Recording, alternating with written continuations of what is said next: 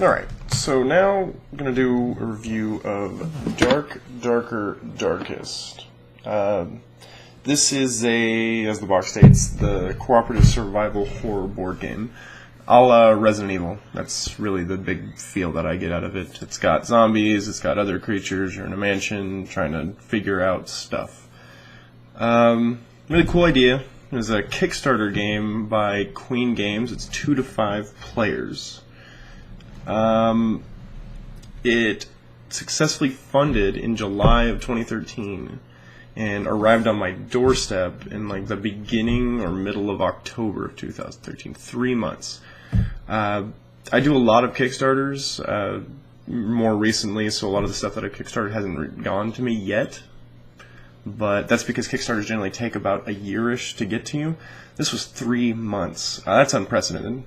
To me, that was immediate red light. There are probably people that have different schools of thought, and this probably isn't the place to talk about it, but just real quick, I think Kickstarter should be to fund something that you have an idea for, not if you have a finished product. And though I might be wrong, it taking 3 months to get to my doorstep after being funded means to me that the game was already made, and probably already pretty well mass-produced. I don't like that. That just doesn't seem like the purpose of Kickstarter, and that's fine, I guess, if you're just trying to make money, but to me that was an immediate knock. I don't really like that. To get into the actual review, now that I've kind of already gone on a tangent, the components, probably going to give a 6. Everything is okay quality. I mean, the art, especially like on the box cover, I kind of like that. I mean, it's pretty spooky. It's nice. Gives a good sense. There's a lot of stuff in it. Nothing feels too cheap. I mean, it's all pretty strong quality. But the art feels very Flying Frog Games-ish. Probably a lot of people are familiar with like Last Night on Earth or Touch of Evil. I don't like that art. I know a lot of people probably do like it, but it's not my style, and it's just very boring. It's like just taking a picture, photoshopping it, and then moving on. It's just, I don't know, draw me something. I like art. I don't just like pictures. I know that seems backwards for some people that like photography, but I'm not getting into that. The figures, you know from the page that I'm a wargamer, but so I have kind of larger taste on what miniatures should be. These miniatures are just not good.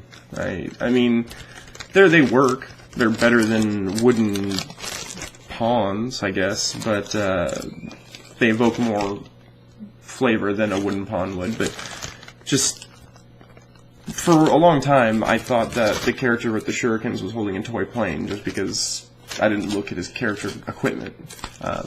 It's just weird. And it's sometimes hard to discern. You have to go by what equipment's in their hand to know which character's which, and I kind of like getting that setting and environment. So it's just weird.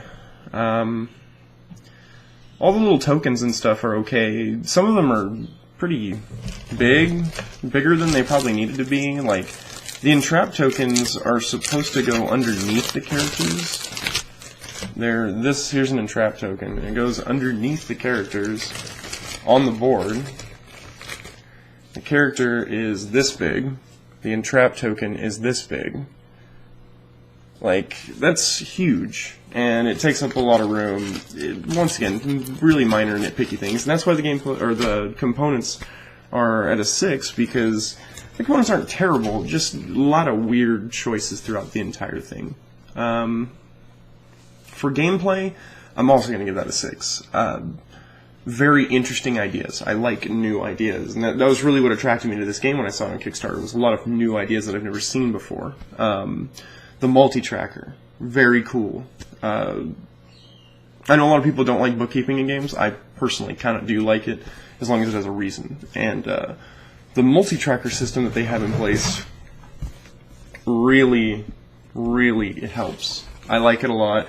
It's very cool looking, easy to understand. You can look from across the room, and as long as you know what the game is, you kind of can figure out where you're at and how much time you have left in a real quick reference to the entire game. If you want to learn how more it works, you didn't come here, I hope, to see the game, how it runs, more what I think about it. I'm sure on their Kickstarter they still have a review on how the multi-tracker works, and Queen Games is the company. They probably have other people who talked about it. The game, the way it plays itself, is interesting. However, I will say there are specific components that just go really against what you would normally perceive. So, like, let's say, for instance, zombies. If they're directly adjacent to you, they'll attack you.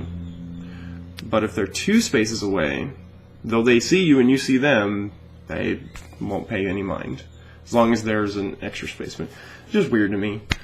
Also, you could be standing in fire and burning, but the zombies will not come at you because they don't want to go in the fire. And I guess that could be attributed to, you know, not standard infection zombies that just move forward no matter what. They still have some, like, innate instinctual fear, but just weird that you could be safe in fire.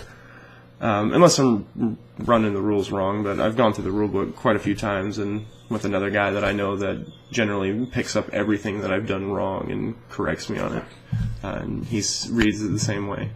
Now that we're getting into it, rules, I give a 2. The rules are just bad. Not that the game itself is bad, per se, as bad as I've put the rules as, but the rule book is just written poorly.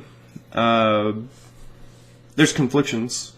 There's 3, because I got the Kickstarter version, so I got 3 basic rule books. And these aren't just reference sheets. I mean, these have rules in the only place where the rules are at. So 3 different books, and comparison to one to another or to a character card, there'll be different rules. And no way to discern which one's right. A lot of the rules are vague, and just misprints. Not having attack strength on weapons. I don't like that. And I absolutely despise symbols on cards. If you have cards and you're using them, and they're these big cards, and all you put are 3 symbols on them, why? Why not just put text on them?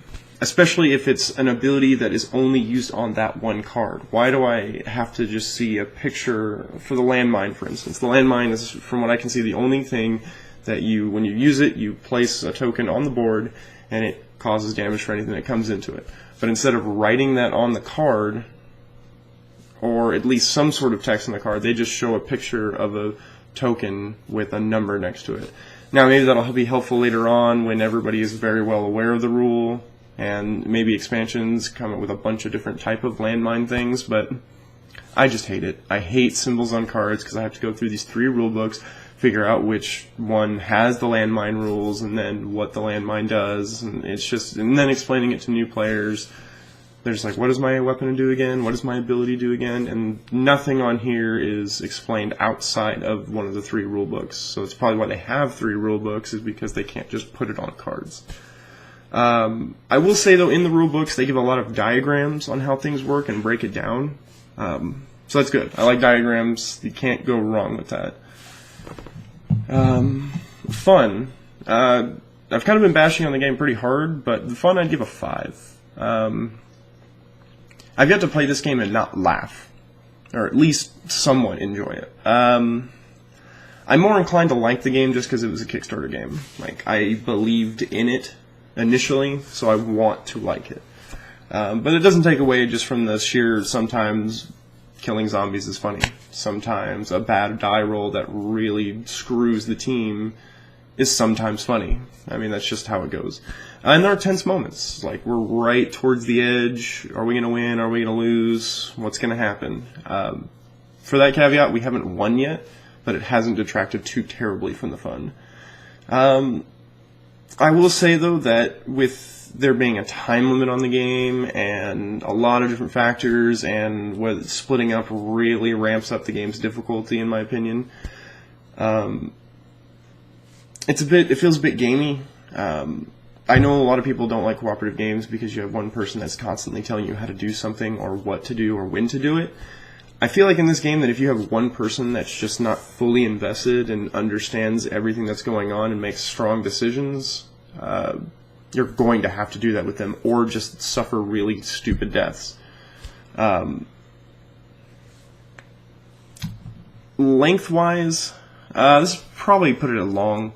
2+ hours. If you're playing with new people, I'd probably put that to 2.5, 3 hours or more.